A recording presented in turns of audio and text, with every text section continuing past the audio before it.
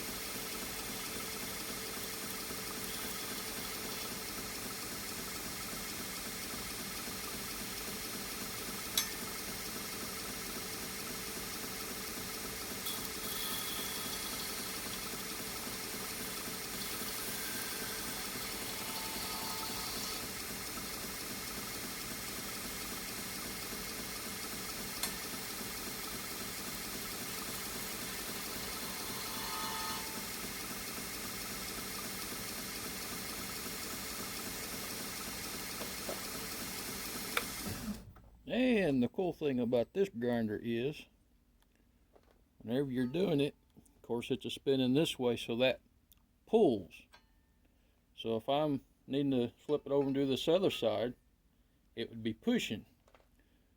And this dude, you can throw it in reverse, and it'll spin this way. That way it's got the pull on you again.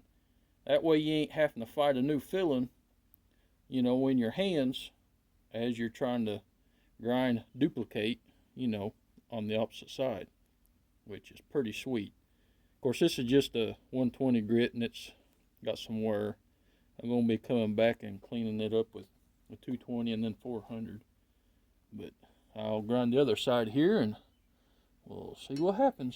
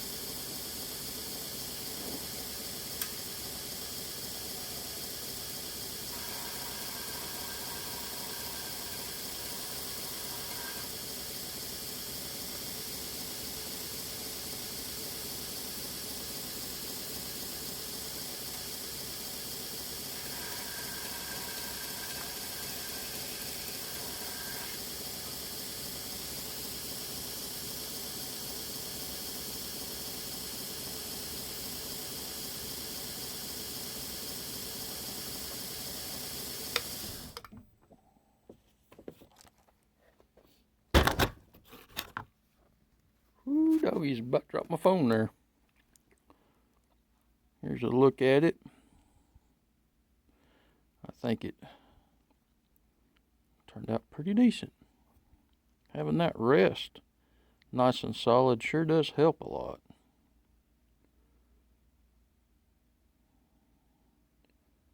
And of course, whenever I grind the bevel, see it's thick there, and then I have it tapering out right at the end of the nail nick.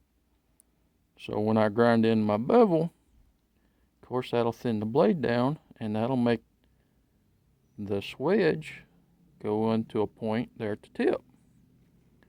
So that's showing grinding in the swedge. Of course I gotta clean it up, and I might try to do another video of grinding in the bevel here after a while.